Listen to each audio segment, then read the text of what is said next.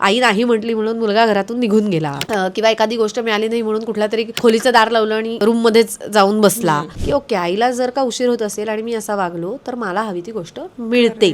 असं कसं बोलली ती मला, असं कसं म्हणतो तू मला, कारण मला कसं आहे सवय, मी जे म्हणेन तेच योग्य आहे ना. आपणच त्याला आमिष दाखवतो, हे कर मग तुला.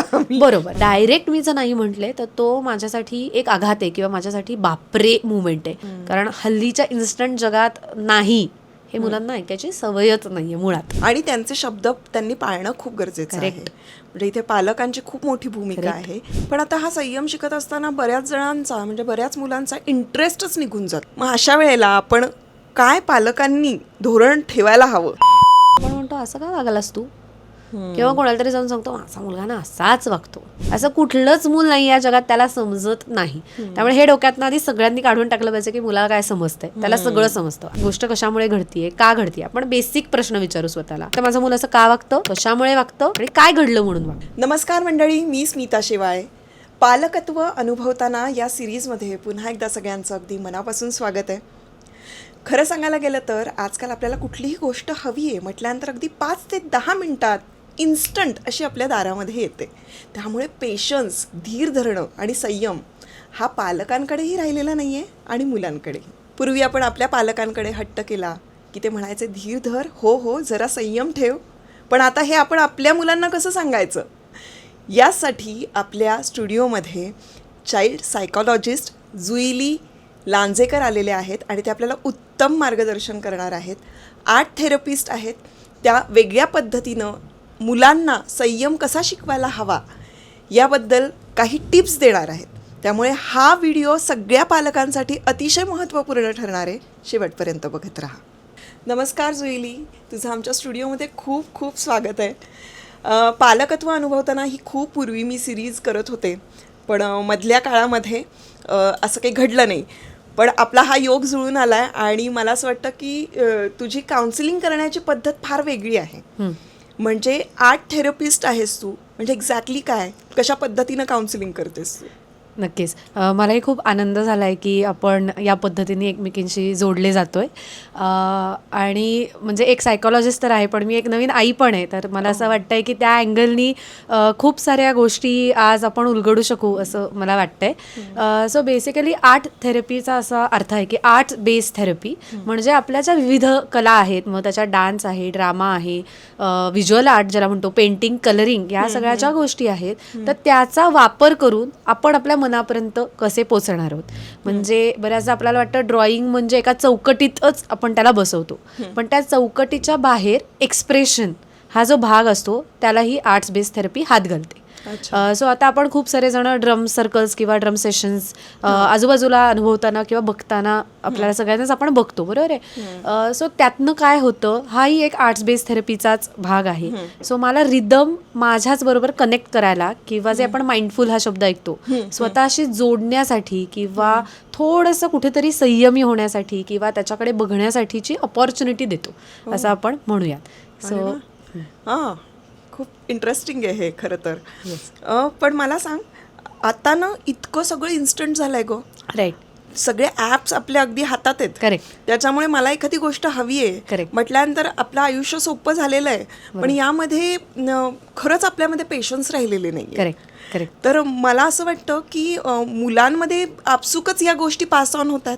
त्यामुळे आपण मुलांना पेशन्स शिकवायचे तर आहेच आहेत, पण त्यासाठी कुठल्या गोष्टी अवलंबल्या पाहिजेत, कुठल्या गोष्टीं थ्रू आपण त्यांना संयम शिकवला पाहिजे, आणि तो संयम म्हणजे नेमकं काय, बरोबर, तर हे जरा एक्सप्लेन कर. मुळात आता आपल्याला संयमाकडे असं बघायचं आहे. आपण संयमाकडे बघूयात आधी. संयम म्हणजे मला थांबता येणं असं नाहीये. संयम म्हणजे आपल्याला एखादी गोष्ट जर नाही मिळाली तरी इट्स ओके म्हणता येणं, किंवा मला स्वीकारता येणं गोष्टी.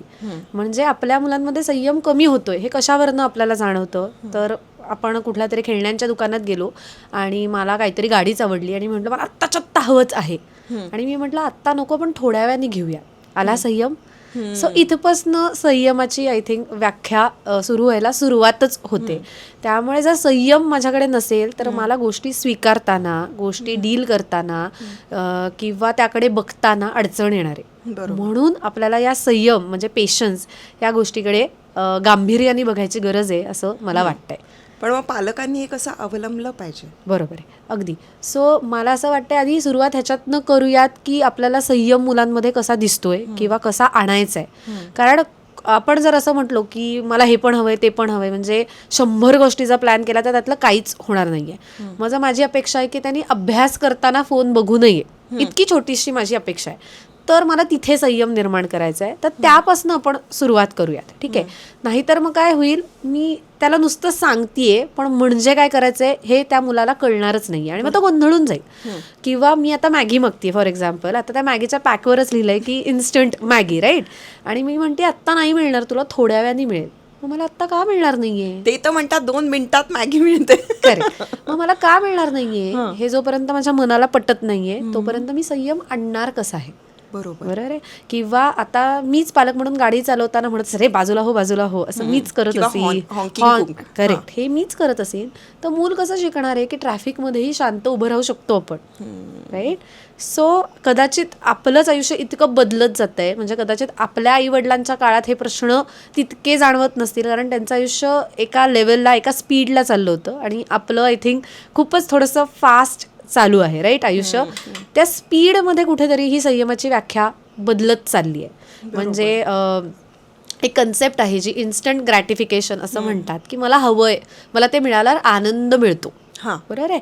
सो मग मी ब्लिंकिट केलं की मला वा मिळाली माझी गोष्ट असं मला वाटतं. तर हे जे आता घडत चाललंय किंवा होत चाललंय, म्हणजे रात्री 12 वाजता मला लक्षात आलं की माझ्याकडे आता बाबा स्केलच नाहीये माझ्या बॅगमध्ये, तर मी आईला म्हणते ब्लिंकिट कर की, किंवा ब्लिंकिट करून देतोस का रे बाबा? मला म्हणतं त्यात काय, मग तो एकदा एका क्लिकवर मला सगळं अवेलेबल होतंय आणि मग आता मला सवय लागली आहे. मग जेव्हा माझी आई म्हणते तुला मिळणार नाही, तेव्हा ते का नाही मिळणार, मागच्या वेळेस तर मिळालं ना मला. ह्यामध्ये आपण अडकत चाललोय आणि ह्या आनंद मिळण्याच्या व्याख्येमध्ये पण आपण अडकत चाललोय. मला पटकन पाहिजे. बरोबर. पण तुला काय वाटतं की संयम जर नसेल तर मुलांवर भावनिक आणि वर्तनात्मक असा परिणाम काय होतो? खूप जास्त. आत्ता आपण रोजचे जे प्रश्न ऐकतो, म्हणजे अनेक पालक म्हणतात माझं मूल अभ्यास करत नाही, माझं मूल फोन सोडतच नाही, म्हणजे ते घरी आल्यावर माझा मुलगा किंवा मुलगी फोनवरच असते, तिला किती वेळा मी सांगते की फोन बघू नकोस, बाजूला ठेव. पासनं मी माझ्या मुलाला सांगितलं की आत्ता जरा पाणी आणून दे. या प्रत्येक गोष्टीत संयम आहे. संयम म्हणजे परत मी म्हणेन थांबणं नाहीये. संयम म्हणजे मी स्वतःसाठी 1 मिनिटं पॉज घेणं आणि ती कृती करणं ना, ह्याच्याकडे बघणं गरजेचं आहे असं मला वाटतं. कारण बऱ्याचदा काय होतं, मी फोन सोडणार नाही आत्ता, कारण मला आत्ताच्या आत्ता हवं याच्या सवयीतला मी माणूस आहे किंवा मी व्यक्ती आहे. आणि मग आई म्हणते ते ठेव बाजूला, मग तेही मला आता जड वाटायला लागलंय. म्हणजे आपण आता बऱ्याच केसेस बघतो. एक मध्ये इंस्टाग्रामवर पण रील व्हायरल झालं होतं, एक मुलगा मॉलमध्ये खाली असा लोळत होता आणि ते वडील अत्यंत त्यांना लाज वाटत होती की माझं मूल काय करतंय. आणि मग त्या मुलाला काहीतरी गाडी हवी होती आणि मग ते वडील घेऊन देतात त्या मुलाला. आणि मग सगळेजण म्हणतात असं जर त्याने प्रत्येक वेळी केलं तर तुम्ही घेऊन देणार आहात का त्याला? पण तुम्ही हेही लक्षात घ्यायला पाहिजे की त्या वडिलांना किती ते लाजिरवाणं वाटतंय त्यावेळेला. पण ती स्टेट येईपर्यंत कुठेतरी आपणच तो संयम इंट्रोड्यूस नाही केला, म्हणून ती स्टेज आली, राईट. बरोबर. म्हणून संयमामध्ये असं होतं की जेव्हा मोठं काहीतरी होतं, म्हणजे अनेक केसेस आपण आताशा वाचतो की आई नाही म्हटली म्हणून मुलगा घरातून निघून गेला, किंवा एखादी गोष्ट मिळाली नाही म्हणून कुठल्या तरी खोलीचं दार लावलं आणि रूममध्येच जाऊन बसला, पासनच्या गोष्टी आपण ऐकतो. आणि आपण स्टेटमेंट असं करतो हल्लीची मुलं ना, बरोबर आहे की नाही. पण हल्लीची मुलं असं खरं विचार करायचा आहे का, हा विचार करायचा आहे की आपल्या आयुष्यातला संयम निसटत चाललाय. म्हणजे मी म्हणते इट्स ओके, तेव्हा मला ते इट्स ओके का वाटत नाही, कारण माझ्याकडे तो संयम नाहीये ना, माझ्याकडे तो पेशन्स नाहीये ना. आता आपण एक छोटं उदाहरण घेऊयात. मी आता सकाळी ऑफिसला निघते आणि माझी अपेक्षा आहे माझ्या मुलांनी माझ्या वेळेत आवरावं, ठीक आहे. सो मी त्याला कसं का होईना, काय करता येईल का होईना, मी त्याला आवरायला सुरुवात करते, बरोबर आहे. एका म्हटलं आपलाच संयम सुटतो, आपणच त्याला म्हणतो ए बाबा हे घे चॉकलेट किंवा हे घे स्क्रीन, पण वर बाबा पटपट. मग आता माझं मूल हे हेरतं की ओके आईला जर का उशीर होत असेल आणि मी असा वागलो तर मला हवी ती गोष्ट मिळते. मग या पटकनच्या जगामध्ये मी का संयम ठेवायचा आहे, मी का धीर ठेवायचा आहे, मला मिळणार आहे ना लगेच मागितल्या क्षणी गोष्ट.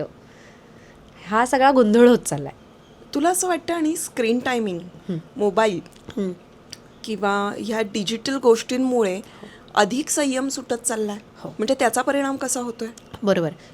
एक डोपामाइन नावाचं आपल्या ब्रेनमध्ये केमिकल जे रिलीज होतं, सो मला इन्स्टंट ग्रॅटिफिकेशन मिळतं तेव्हा काय होतं, तो हॅपी हार्मोन माझं डोपामाइन हे ट्रिगर होतं, बरोबर आहे की नाही. तर आता काय होतं, मी जेव्हा स्क्रीन बघते तर मला वेगळं काहीच करायची गरज पडत नाही, कारण मला हवंय ते डोळ्याला दिसतंय, ते व्हिज्युअल्स दिसत आहेत, ते रंग दिसत आहेत, तो साऊंड ऐकायला येतोय, आणि मला जो आनंद बाहेरच्या जगात मी लहानपणी शोधणार असतो तो मी आता त्या फोनमध्ये शोधायला सुरुवात करतो. बरोबर. त्यामुळे मला कुठेच सोशलायझेशनची गरज वाटत नाही. म्हणजे पालक म्हणतात ना, माझं मूल 5-5 तास पण फोन बघू शकतं. का बघू शकतं? कारण तो फोन एक मित्र बनून गेलेला असतो, आणि माझ्या ज्या भावना आहेत, माझी जी गरज आहे ती त्या फोनला कळते ना, मग ती भागवते. म्हणजे तो फोन माझा त्या गरजा भागवत जातो, आणि मग याच्यातनं ते लूप तयार होतं. म्हणजे माझ्याकडे अनेक पालक येतात आणि म्हणतात, हा ना म्हणजे यूट्यूबचे रील्सच म्हणत असतो. म्हणजे आता एक नंबर तुझी कंबर हे कुठल्याही छोट्या मुलाला सांगितलं तरी तो गाऊन दाखवतो, बरोबर की नाही. आणि आपण त्याच्यासाठी टाळ्या वाजवतो, पण आपण हा विचार करतो का की हे त्यांनी इन्स्टंट शिकला ना तो, पण तेच मी जर गणितातलं बे एके बे किंवा 2 सांगितलं, त्याला नाही येते शिकता. मग संयमाची व्याख्या कुठे चालली आहे आणि आपण ती कशी बदलत चाललोय. मग मला एक नंबर म्हणजे ते गाणं का म्हणता येतंय, कारण ते एकदम पॉपी आहे, मस्त आहे, छान आहे आणि कॅची आहे, मग मी ते कॅच करतोय. बरं. सो अशा सगळ्या दृष्टिकोनातनं मला असं वाटतंय संयम हा बघायला पाहिजे. म्हणजे माझं मूल काय कंटेंट बघतंय तिथे पण लक्ष द्यायला.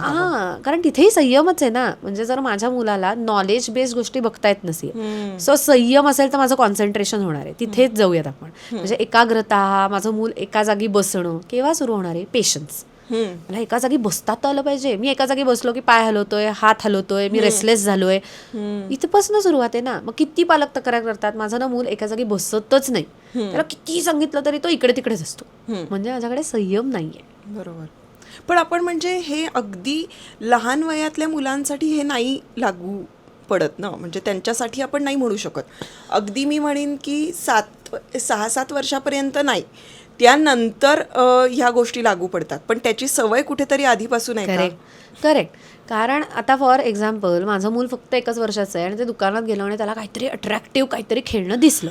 आता आई म्हणून वाटलं किती गोड माझं बाळ ते मागतंय आणि मी त्याला आणून दिलं. आता एकदा आणून दिलं, मुलांना सवय लागते, बरोबर आहे. त्या सवयीत मग मी म्हटलं संयम, आणखी मग कन्फ्युजिंग आहे ना ते, की आधी तर माझ्या आईने आणून दिलं, मग आता ती का नाही म्हणतीये. आणि मग मला सवय लागते की मी जिथे बोट ठेवतोय किंवा मला जे हवंय ते पटकन मिळतंय.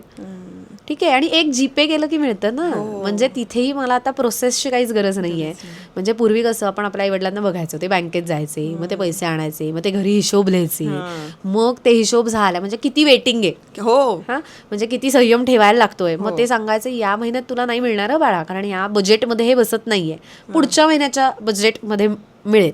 किंवा साधी गोष्ट आहे, आपल्याला कपडेही कधीही मिळायचे नाहीत, एक स्पेसिफिक टाईम असायचा, किंवा आता दिवाळी आली, आता नवीन कपडे घेऊ. आता असं नाही ना होत, मी अमेझॉन उघडते, संपलेत का तुझे कपडे, थांब मी मागवते. आणि मग मुलगा म्हणतो मग सगळं इतकं इन्स्टंट आहे, तर मग त्याच्यासाठी सगळं जगच इन्स्टंट बनत चाललंय. आणि मग आपण म्हणतो असं का वागतो माझा मुलगा. आणि मग जे तू मगाशी विचारलं भावनिक, मग तिथे कन्फ्युजन होतं.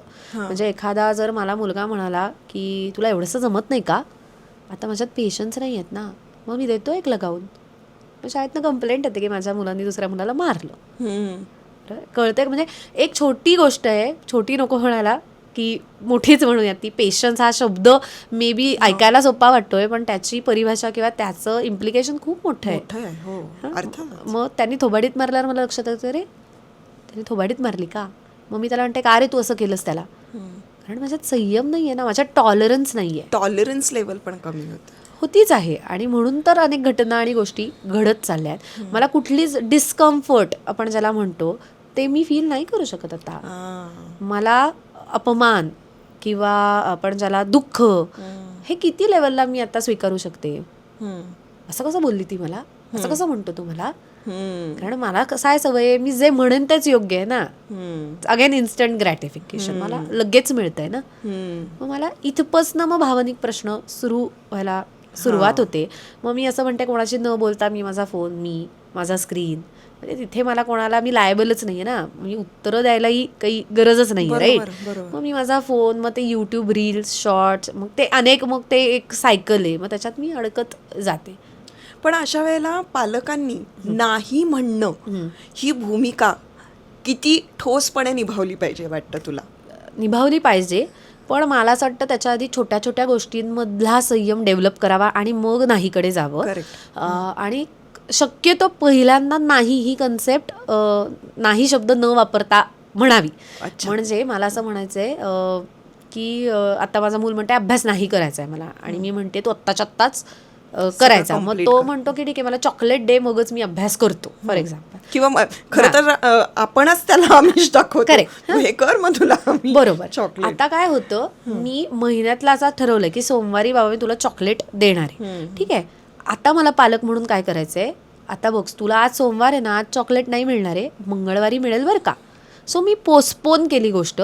सो इन्स्टंट ग्रॅटिफिकेशनमध्ये मला हळूहळू गोष्टी पोस्टपोन करत कॅन्सलेशनकडे न्यायच्या आहेत. हां, डायरेक्ट मी जर नाही म्हटले तर तो माझ्यासाठी एक आघात आहे किंवा माझ्यासाठी बापरे मुवमेंट आहे की असं कसं मला काल हो म्हणत होती ही, आज नाही म्हणतीये. म्हणजे त्याच्यासाठी खूप त्याचं काय म्हणतात आयुष्य हलणार आहे हे लक्षात घेणं गरजेचं Triggers आहे. असू शकतात. ट्रिगर होऊ शकेल. तर पोस्टपोन करण्याला सुरुवात करूयात. मग आता आपण सोमवारचं मंगळवारी नेलं, पण आपल्याला प्रॉमिसेस आपले पाळायचे. म्हणजे असे कुठलेही खोटे प्रॉमिसेस द्यायचे नाहीये जे आपण फॉलो करू शकणार नाही आहोत. म्हणजे मी म्हटलं मी तुला शनिवारी बागेत नीट आणि मी घेऊनच गेले नाही, तर तो म्हणेल ही बोलते नुसतं, ही काही करत नाही. किंवा बाबा नुसता बोलतो काही करत नाही. मग त्यातनं मी काय करणार, मग मी आदळपट करीन, मला जे हवंय ते मिळवेन. पण जर का आपण तो दिलाय तो शब्द पाळला तर मग आपल्याला हळूहळू नाही म्हणणं त्या मुलाच्या आयुष्यात इंट्रोड्यूस करायला सोपं जाईल. कारण हल्लीच्या इन्स्टंट जगात नाही हे मुलांना ऐकायची सवयच नाहीये मुळात. बरोबर. त्यामुळे ते हळूहळू इंट्रोड्यूस करावं असं मला वाटतंय, जेणेकरून ते मूल हलणार नाही किंवा त्या मुलाचे वेगळे प्रश्न सुरू होणार नाही. म्हणजे बरीच मुलं म्हणतात माझी आई ना अशीच करत असते किंवा माझी आई नुसतीच सूचना करते मला, ती काय दुसरं करते. आता माझं म्हणजे हे जे सूचना करणं आहे असं माझ्या मुलाला वाटतंय, त्याऐवजी नाही माझी आई मला ना समजवते, इथपर्यंत आपल्याला आणायचंय. तर पोस्टपोन करत करत मग मला कॅलेंडरवर मार्क करायचंय की पुढच्या महिन्यात तुला या तारखेला मिळेल, मग त्याच्यानंतर 2 महिन्याकडे न्यायचंय आणि मग हळूहळू विड्रॉ करायचंय. बऱ्याचदा पालक ती गोष्ट विड्रॉ करायची विसरतात आणि मग त्यातनं प्रश्न निर्माण होतात. आणि त्यांचे शब्द त्यांनी पाळणं खूप गरजेचं आहे. म्हणजे इथे पालकांची खूप मोठी भूमिका आहे की आपण शेवटी ऑब्झर्वेशन मधूनच शिकत असतात, नाही का. त्यामुळे ते आपल्याला ऑब्झर्व करतील, त्यांना असं वाटलं की अरे काही झालं तरी आई आपल्यासाठी किंवा बाबा आपल्यासाठी ही गोष्ट करतो, त्यामुळे मला सुद्धा हे ऐकायलाच हवं. पण काय होतं ग, हे आपण सगळं घरी करतो. बरोबर. मुलं बाहेर जातात, बरोबर, त्यांचे ग्रुप असतात, ट्युशनला जातात, शाळेत जातात, वेगवेगळ्या गोष्टींचा इन्फ्लुएन्स सतत त्यांच्यावर होत राहतो. करेक्ट. तर तुला काय वाटतं की हा संयम पाळण्यासाठी किंवा या गोष्टी डेव्हलप करण्यासाठी हँड इन हँड कसं काम केलं पाहिजे शाळेनी आणि पालकांनी? करेक्ट. सो शाळेमध्ये ना संयम ऑलरेडी खूप प्रॅक्टिस होत असतो. म्हणजे कसा असेंब्लीज असतात सकाळी किंवा सगळ्यांना एकत्र बोलवलं जातं. अजून सगळ्या शाळांमध्ये हे होतं राईट. आता मला एका लाईनीत उभं राहायचंय, इथपासून संयम सुरू झाला. मला पेशन्स ठेवायचा आहे ते संपण्याचा. करेक्ट. मला कितीही बोर झालं तरी मला तिथे बसायचंय. मी शिकलो पेशन्स. म्हणजे इन अ वे तिथपासनं माझी शाळा मला ते शिकवायला सुरुवात करते किंवा होतीये. मग मला तिथून क्लास ठेवताना माझी बॅग कुठेही टाकायची नाहीये. मला ती संयमाने जिथे ठेवायची तिथेच ठेवायची किंवा ती माझ्याबरोबरच ठेवायची. मग मी संयम नसेल तर मग मी माझा फ्रीडम कसाही वापरणार आहे. बरोबर. इथे मला कंट्रोल्ड स्ट्रक्चर असल्यामुळे ऑटोमॅटिकली मला संयम पाळावाच लागतो किंवा एक स्पेसिफिक लँग्वेजच शाळेत वापरलेली चालते. आपण घरात जसे बोलतो वागतो तसे आपण शाळेत नाही वागू शकत. बरोबर. मला संयम, मला कितीही एखाद्या टीचरचा राग आला तरी मला तिच्याशी चांगलंच बोलावं लागतं. सो इथपासनं आय थिंक म्हणजे जे तू म्हणतेस तसा संयम प्रॅक्टिस होत असतो. कुठलीही गोष्ट आहे ती प्रॅक्टिस पण होणं गरजेचं आहे. नुसतंच मी लेक्चर दिलं की तू असा संयमी असला पाहिजेस, तू असं वागलं पाहिजेस, तू तसं वागलं पाहिजेस, मूल ऐकेल आणि सोडून देईल. ठीक आहे. सो तिथपासनं शाळेत तो संयम प्रॅक्टिस होतो. मग त्याच्यानंतर एक टीचर जाऊन दुसरी टीचर येते, तिथे माझा संयम प्रॅक्टिस होतो. मला माझ्या प्ले टाईमसाठी किंवा माझ्या जो काही माझा लंच ब्रेक आहे तिथपर्यंत थांबावं लागतं. मी वाटेल तेव्हा वाटेल ते करू शकत नाही. आणि हे नियमच कुठेतरी संयम त्या मुलांमध्ये आणत असतात. आता मुद्दा आला मित्रमैत्रिणींमध्ये, तर तिथेही वेटिंग मधनं ते संयम शिकत असतात. बरोबर. म्हणजे मला फुटबॉल खेळायचा आहे, माझ्याकडे बॉल येत नाही तोपर्यंत थांबायचं आहे, मी रेसलेस नाही होऊ शकत. बरोबर. किंवा मी मध्येच जाऊन बॉल नाही मारू शकत. सो हे जे छोटे छोटे नियम आहेत जे आपल्याला आखून दिलेत, घालून दिलेत, जे आपल्याला दिसत नाहीत किंवा कळत नाहीत त्यातनंही आपण संयमच शिकत असतो. पण आता हा संयम शिकत असताना बऱ्याच जणांचा म्हणजे बऱ्याच मुलांचा इंटरेस्टच निघून जातो. करेक्ट कारण मी म्हटलं ना, इन्स्टंट झालंय ना, मला बोर्डम खूप येतो हा मी बोर होते, मला कंटाळा येतो. आणि मग हल्लीचे पालक म्हणजे आपण सगळेच हे काय करतो, बोर झालं का चल हे कर, मग रिप्लेसमेंट देतो. हा मग त्यामुळे मला बोर्डम बरोबर जगायची किंवा माझा जो टॉलरन्स आहे तो मी डेव्हलपच करत नाही. करेक्ट. म्हणजे लहानपणी आपल्याला बोर नाही झालं का, झालंच असेल ना. हो. मग त्याला सोल्युशन काढलं. आणि सेकंड, आपण आता खूप आयसोलेशनमध्ये चाललोय. म्हणजे आपल्या फॅमिली सिस्टीम, आपण इंडियन कल्चरमध्ये राहतो, सो आपल्या आधीचे फॅमिली सिस्टीम्स आणि आत्ताचे फॅमिली सिस्टीम यात खूप फरक आहे. बरोबर. हेही तितकंच गरजेचं आणि अगदीच. महत्त्वाचा मुद्दा मला असं वाटतं आहे. हो. म्हणजे अगेन मी स्क्रीनकडे येईन, माझ्याकडे कोणीच नसेल बोलायला तर मी स्क्रीन बरोबरच राहणार आहे ना. बरोबर. हो. राईट. मी कोणाबरोबर गप्पा मारू, मी कोणाबरोबर माझे थॉट्स शेअर करू. म्हणजे मी अनेक मुलं बघते की ती ChatGPTशी गप्पा मारतात. हो. पण त्यांच्याकडे रिअल फ्रेंडच नाहीये. आणि आय थिंक संयमामुळे भांडणं वाढण्याचं प्रमाण वाढलंय. हो. हो. म्हणजे जे म्हणतो ना, कॉन्फ्लिक्ट्स होत चाललेत की माझं पटत नाही कोणाशी, किंवा हा ना कोणाशी पटवूनच घेत नाही. Again we need to go back to this patience. बरोबर. पण हा पेशन्स मी तुला म्हणाले तसं हा खूप मोठा शब्द वाटतो. करेक्ट. हां, आता आपल्या घरामध्ये काही ताणतणाव सुरू असतील किंवा आपण कुठल्या तरी क्रायसिसमधून जात असू, मग ते फिनान्शियल असतील किंवा आणखीन कुठलेही. आजकाल एवढी आपण लोन करून ठेवतो, त्याचे EMI असतात, आपल्याला सगळं लक्झुरी लाईफ हवं आहे, हे आपल्या वॉन्ट्स खूप वाढलेले आहेत. अशा वेळेला आपल्या ताणतणावात सुद्धा आपण आपल्या मुलांकडून संयम बाळगावा याची अपेक्षा करतो. राईट. पण ती कितपत योग्य आहे राईट. अशा वेळेला? राईट. मला असं खूप वाटतं की ना, खूप वेळा कॉन्ट्रॅडिक्टरी रियालिटीज आपण दाखवतो का. म्हणजे मी माझ्या मुलाला काल समजावून सांगितलं की बघ बाळा, आता आपल्याकडे थोडे पैसे कमी आहेत आणि आपल्याला महिन्यात काटकसर करायचे. आणि मग दुसऱ्या दिवशी माझा मुलगा म्हणला, आई चल ना बर्गर मागू. आणि मी बर्गर मागवून देते. मग मूल म्हणतं, आई काल म्हटली पैसे नाही आहेत, आज बर्गर मागवतीये. मी गोंधळले. म्हणजे ॲज अ पालक आपण मुलांना किती गोंधळात टाकणार आहोत हे आधी आपण रिफ्लेक्ट सतत केलं पाहिजे. किंवा मी माझ्या मुलाला सांगितलं ना, या महिन्यात आपल्याला ना व्यवस्थित बचत करत पैसे वापरायचे. आणि मी दुसऱ्या दिवशी त्याला मॉलमध्ये घेऊन गेले आणि 4 कपडे घेऊन दिले. ही कॉन्ट्रॅडिक्टरी रियालिटी मी त्याला जी देते, त्यातनं मग ते मूल कन्फ्यूज होणार आहे आणि मग त्याचे पेशन्स सुटणार आहेत. सो जेव्हा मी जे बोलतेय ते मला त्याला फील तर होऊ देत, भावनांपर्यंत तर जाऊ देत, त्याला एक्सपिरियन्स तर येऊ देत. सी, आपण 5 सेन्सेसमधनं शिकत असतो, प्रत्येक गोष्ट 5 सेन्सेसमधनं शिकतो. बरोबर. पण जोपर्यंत मला त्या गोष्टीचा अनुभव येणार नाही तोपर्यंत मी थांबणार नाही. म्हणजे मला चटका लागतो तेव्हा मला गरम कन्सेप्ट कळते ना. हो.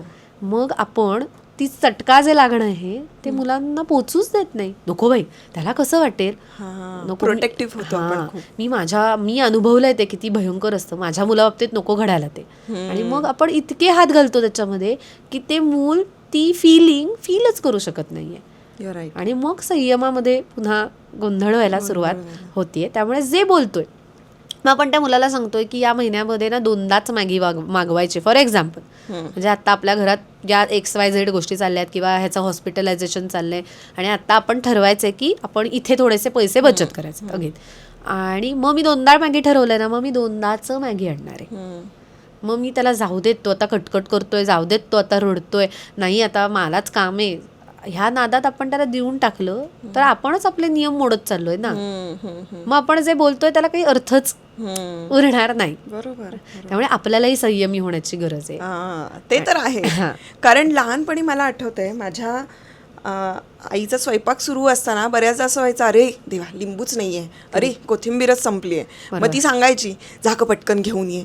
बरोबर. आणि मग तिथे मी माझं काम करत असेल, म्हणजे काय अभ्यास करत असेल, वाचन करत असेल, ते बाजूला ठेवून मला पिशवी घेऊन ते पैसे घेऊन जावं लागायचं. राईट. बरं, तिथे जाईपर्यंत बऱ्याचदा 2 गोष्टी विसरल्या की परत जावं लागायचं. बरोबर. हे जे पेशन्स आपल्यामध्ये होते, राईट. ते आता हे स्विगी, त्यानंतर ब्लिंकिट या सगळ्या गोष्टींमुळे ते नाही राहिलेले. कारण लिंबू हवाय का, मागव ना मग. राईट. मग अशा वेळेला आपण काय पालकांनी करेक्ट धोरण ठेवायला हवं या बाबतीत. करेक्ट. मला तर वाटतं आता आपण लाईफ स्किल्सवर कुठेतरी पुन्हा फोकस करण्याची गरज आहे. म्हणजे माझ्या ॲक्टिव्हिटीज ऑफ डेली लिव्हिंग, माझं व्यवहार, हे जे लॉजिकल गोष्टी आहेत सगळ्या, त्या कुठेतरी पुन्हा डेव्हलप करण्याची गरज आहे. आणि त्याची सुरुवात म्हणून आपण ब्लिंकिट न करता आपण दूध आणायचं आहे तर मग आपल्याला खाली उतरायला लागेल दूध आणायला, किंवा मग आपण घरात ठरवायचं की 4 वेळा ब्लिंकिट होईल, 4 वेळा आपण खाली जायचं. करेक्ट. हे निगोसिएशन्स आय थिंक आता कुठेतरी सुरू करण्याची परत गरज आहे. किंवा ब्लिंकिटवर खूप बघितलं तर त्याचं खाली पैशांचं कॅल्क्युलेशन केलं, त्यांचे डिलिव्हरी चार्जेस आणि हे असतात. मग हे सगळं मुलांना आपल्याला हळूहळू आधी आपल्याला गरज समजवायला लागेल. कारण काय होईल, मी अचानक ब्लिंकिट न वापरता म्हटलं की दुकानात जा, तर माझा पहिला प्रश्न येणार आहे की मी का दुकानात जाऊ. तर आपल्याला आधी गरज समजावून सांगायला लागेल, मग ते मूल करत जाणार आहे. आणि मला दुसरा मुद्दा वाटतो चॉईस. कधी कधी आपल्या मुलांना आपण खूप जास्ती चॉईस घेण्याची मुभा देतो आणि मग नंतर असं म्हणतो अरे हा प्रत्येक गोष्ट हाच ठरवतो किंवा हीच ठरवते. नाही, कुठेतरी काही काही गोष्टी या अशा घडणार आहेत, या तुला फॉलो करायच्या आहेत, आणि कुठे कुठे काही काही गोष्टी या तुला विचारून केल्या जाणार आहेत. ह्याचं बायफर्गेशन असलं पाहिजे. म्हणजे रोजचा स्वयंपाक हा घरात जो होणार आहे तो होणार आहे, पण तुला आज ड्रॉइंगची वही कुठली पाहिजे हे तुला विचारून केलं जाणार. म्हणजे जे तुझ्याशी रिलेटेड आहे ते तुला विचारलं जाईल, पण जे घराशी रिलेटेड आहेत त्याचे निर्णय हे आपण सगळे मिळून घेणार आहोत, ज्याला आपण म्युच्युअल डिसिजन मेकिंग म्हणूया. हल्ली काय होतं, प्रत्येक गोष्टीत मुलाला विचारलं जातं आणि मग मूल इंडिपेंडंट फील करायला लागतं. आणि मग ते आता लिंबू आणायला जातोस का म्हटलं, मी नाही जाणार, माझा आता काम चालू आहे, माझा आता अभ्यास जास्त महत्त्वाचा आहे. आणि मग आई म्हणते की अरे तू असं काय करतो, मग ते मूल चिडचिड करणं, आदळआपट करणं, आरडाओरडा करणं, कोणाशी न बोलणं, मग ते टँट्रम्स थ्रो करायला सुरुवात करतं. आणि मग आपण म्हणतो असं काय वागलास तू, किंवा कोणाला तरी जाऊन सांगतो माझा मुलगा ना असाच वागतो. राईट. सो बिफोर सेईंग किंवा आपण जे म्हणतोय त्याच्या आधी आपल्याला एकदा रिफ्लेक्शन करायला पाहिजे की ते मूल तसं का वागतंय, किंवा त्या का ते असं करतंय. किंवा मला आणखीन एक गोष्ट असं वाटतं की आता खरोखर मला माहिती आहे की इतका मग्न होऊन तो ड्रॉइंग करतोय, तर मी खरंच आता याला सांगू का. करेक्ट. तो जर त्याचा मूड ब्रेक होणार असेल, करेक्ट, तर आत्ता माझ्या सांगण्याला त्या शब्दाला काही अर्थ नाही राहणार. करेक्ट. कारण तो डिनाय करणार आहे. आणि मग मी त्याला जाणून बुजून उठवणं आणि त्याच्या मनाविरुद्ध खाली पाठवणं यापेक्षा मग आत्ता मी जाते. म्हणजे हे ऑब्झर्वेशन्स पण इम्पॉर्टंट आहेत. करेक्ट. आणि आपण आता पूर्वी आपल्याला आपले आईवडील सांगा टाइम टेबलिंग, ते थोडंसं ऍड केलं तर गोष्टी सोप्या होतील. म्हणजे शिस्त आपल्यालाही सोपं जाईल मुलांना काम सांगताना. कारण जर का माझं ठरलंय की मी 10 ते 11 बाबा ड्रॉइंग करणार आहे, तर आपल्यालाही माहिती आहे मूल बिझी आहे. बरोबर. ठीक आहे. पण आता काय होतं, ते मूल घरी आल्यानंतर त्याचं काही इधर खूप हेवी टाइम टेबल असतं की तो मग या क्लासला जातो, त्या क्लासला जातो, फ्री स्पेसच नसते, किंवा मग खूप फ्री स्पेस असते. सो आपल्याला त्या मुलाला झेपेल असं टाइम टेबलिंग जर आपण करून दिलं तर आपल्याला संयम इंट्रोड्यूस करणं सोपं जाईल. करेक्ट. करेक्ट. हा महत्वाचा मुद्दा आहे. म्हणजे शिस्त या बाबतीत किंवा थोडंसं आपण प्रोएक्टिव्ह असणं सुद्धा खूप गरजेचं आहे. करेक्ट. आणि आपलं टाइम टेबलही मुलाला सांगणं आणि मुलाचंही टाइम टेबल काय आहे हे आपण एक टाइम टेबल बेसिक बनवलं तर आपल्याला हेही कळेल की आई वडिलांचा आणि मुलाचा वेळ कधी आहे. बरोबर. किंवा जी आपली चिडचिड होती की अरे हा आवरतच नाहीये, मग मलाच ऑफिसला उशीर होतोय, हेही व्हायला कुठेतरी कमी होईल. मुलालाही माहितीये की ओके माझ्या आईला 8 वाजता जायचंय आणि माझी शाळा पण 8 वाजता आहे, तर मला या 4 गोष्टी करायच्या आहेत. मुलाला जर बॅग भरायची आहे आणि मीच सकाळी घाईगडबडीत माझी बॅग भरताना मुलाला दिसेल, तर मूल पहिला विचार करणार आई तर सकाळी भरते, मग मी का रात्री भरायची. ठीक आहे. आपली मुलं इतकी हुशार आहेत. म्हणजे परत पालक मला म्हणतात मुलांना काय समजतं, मुलांना सगळं समजतं. म्हणजे अशा थेरीज आहेत ज्या सांगतात मूल जेव्हा पोटात येतं तेव्हापासून त्याला सगळं समजतं.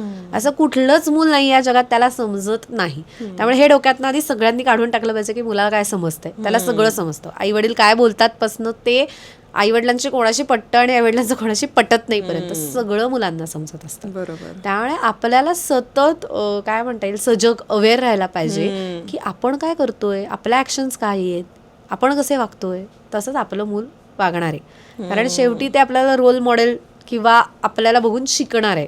आपण त्याचं पहिलं काय म्हणता येईल जन्माला आल्यानंतर तो पहिल्यांदा त्याच्या आईला बघतो, मग वडिलांना बघतो आणि मग घरच्यांना बघतो ना. सो ऑब्झर्वेशनल लर्निंग ज्याला म्हणतो ते कुठून सुरू होतं आहे, तर ते माझ्या घरापासून होतं आहे. त्यामुळे आपल्याला टाइम टेबलिंग केलं पण, ते लावलं पण, आपणच जर फॉलो करणार नसू तर ते आपलं मूल पण नाही करणार आहे. म्हणजे मला असं गमतीत असं वाटतं, जर उद्या नरेंद्र मोदी उशिरा आले तर पार्लमेंटमध्ये सगळे वेळेवर येतील का? नाही येणार ना. ते काय म्हणतील की हेच लीडर असून फॉलो करत नाही, तर मग आम्ही का करू? त्यामुळे जेव्हा आपण मोदीजींना बघतो तेव्हा आपण बघतो ना त्यांचा डिसिप्लिन, मग तिथे आपल्याला रिफ्लेक्टिव्ह होण्याची गरज आहे की मग तो गोष्ट कशामुळे घडतीये, का घडतीये. आपण बेसिक प्रश्न विचारू स्वतःला. एक तर माझं मुलं असं का वागतं, कशामुळे वागतं आणि काय घडलं म्हणून वागतं. बरोबर. सो किंवा काचे सगळे प्रश्न स्वतःला विचारले तरीही चालेल. जे इंग्लिशमध्ये वाय म्हणतो ते मराठीतले का, असे ते प्रश्न विचारा स्वतःला. म्हणजे कुठल्याही टीचरनी कंप्लेंट केली की हा ना गणिताचा अभ्यासच करत नाही, फॉर एक्झाम्पल, 1 मिनिट पॉज घ्या, संयम आहे हाच. आकडे म्हणावं तर 1 2 3 4 5 6 7 8 जे तुम्ही मुलाला सांगताय, रिॲक्ट होऊ नका. सी, रिॲक्शन आणि रिस्पॉन्स या 2 गोष्टींमध्ये खूप मोठा फरक आहे. आणि जेव्हा तुम्ही संयमी असता तेव्हा तुम्ही रिस्पॉन्स देता, आणि जेव्हा तुम्ही काय म्हणतात पटकन बोलता तेव्हा तुम्ही रिॲक्ट करताय. बरोबर. आणि हे मूल कॅच करतंय आपलं, आणि मग आपलं मूल रिॲक्शन शिकणार आहे, रिस्पॉन्स नाही. बरोबर. या पटकनच्या जगात काय होणार आहे, रिस्पॉन्सकडे मी जायला सुरुवात करणार आहे. ठीक आहे. सो हे बेसिक आहे, पण हे खूप महत्वाचं आहे. Correct. कारण पूर्वीच्या काळी पालक होणं सोपं होतं, आता पालक होणं खूप अवघड यासाठी झालंय कारण आपल्यासाठी सुद्धा खूप अशी साधनं आहेत आजूबाजूला जे आपल्यालाही अट्रॅक्ट करत असतात. करेक्ट. आणि त्या गोष्टींपासून आपल्याला लांब ठेवायचं करेक्ट. आणि पुन्हा आपल्या पण आयुष्याला एक शिस्त लावायची. आपण असं म्हणतो की अरे यार मी एवढं कष्ट घेते, मी हे डिझर्व करते कधीतरी, पण त्यावेळेला पालक जेव्हा आपण होतो त्याला आपल्या मनावर खूप गोष्टींचं संयम ठेवणं फार गरजेचं असतं. बरोबर. पण त्याच्यासाठी आपण एक पालक म्हणून 10 मिनिटं स्वतःसाठी काढतो का? आपण 10 मिनिटं मुलाला सांगतो रोज डायरी लिही बरं का तू, तुला छान वाटेल, मग आपण डायरी लिहितो का? किंवा आपले ताणतणाव एक्सप्रेस करण्यासाठीच्या आपण स्पेसेस शोधतो का? बऱ्याचदा माझा संयम सुटतो आणि मुलावर हात उचलला जातो ना.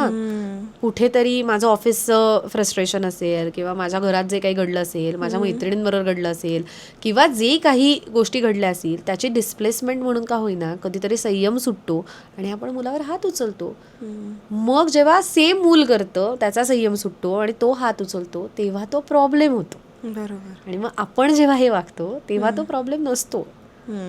मग ही अगेन कॉन्ट्राडिक्टरी रियालिटी मी मुलाला दाखवते. बरोबर. सो मी परत म्हणेन की कॉन्ट्राडिक्टरी रियालिटीमध्ये जितकं मूल फसेल तितकं ते कन्फ्युज्ड होऊन जाईल. सो मी जे बोलते तेच मला चित्र दाखवण्याची गरज आहे. मग माझ्या मुलांनी मारू नये असं वाटत असेल कोणाला, तर मला मारणं थांबवायला लागेल, किंवा माझी राग व्यक्त करण्याची पद्धत बदलायला लागेल, तरच गोष्टी घडतील किंवा बदलतील. बरोबर. बरोबर. असं मला वाटतं. करेक्ट. वा, खूप छान सांगितलंस तू. आणि यामध्ये बरेचसे मुद्दे आपण कव्हर केले. बरोबर. की पालकांची भूमिका काय असली पाहिजे आणि मुलांच्या बाबतीत आपण त्यांना समजून कसं घेऊ शकतो आणि संयम मुळात का महत्वाचा आहे. करेक्ट. आता जाता जाता तुला आम्ही गोल्डन टिप विचारणार आहोत, त्यामध्ये तू काय सांगशील?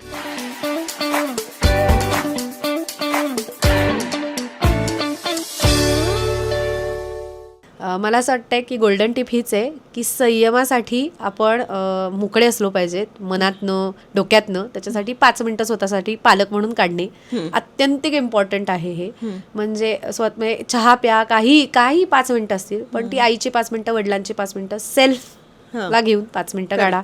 मोठं गोल्डन टिप. सेकंड, गोल्स छोटे सेट करा ज्यांना तुम्हाला अचीव झाल्याचं फिलिंग येईल. म्हणजे खूप मोठ्या मोठ्या कन्सेप्ट आणि गोष्टी म्हणण्यापेक्षा मला आत्ता माझ्या मुलांनी एका जागी बसणं ह्याच्यात संयम आणावा असं वाटतंय, बास. मग ते झालं की सेलिब्रेट करा की येस तू केलंस. त्या मुलालाही अकम्प्लिश किंवा छान किंवा कॉन्फिडंट फील होईल. सो ते केलं पाहिजे. आणि थर्ड, सतत काहीतरी परफेक्शन झालं पाहिजे ह्याच्याकडे न धावता, जे झालंय ते छान झालंय असा आपण विचार करूया. वा, त्याच्यातनं मुलं खूप हलकी होतील आणि तुम्हीही हलके व्हाल पालक म्हणून. त्यातून एक पॉझिटिव्ह आपण दृष्टिकोन त्यांना द्यायला हवा. करेक्ट. छान. 3ही मुद्दे खूप छान आहेत. करेक्ट. पालक म्हणून मला सुद्धा आज बऱ्याच गोष्टी शिकायला मिळाल्या. काय होतं की आपल्याला बऱ्याचदा माहीत असतं, बरोबर. पण ते पुन्हा रिफ्रेश करण्याची गरज असते आणि म्हणून हे आपले पॉडकास्ट असतात. त्यामुळे पालकत्व अनुभवताना ही सिरीज आता पुन्हा सुरू केलेली आहे.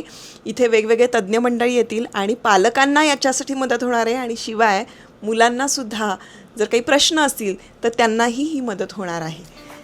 भेटूया आता पुढच्या एपिसोडमध्ये. मनापासून धन्यवाद. थँक्यू.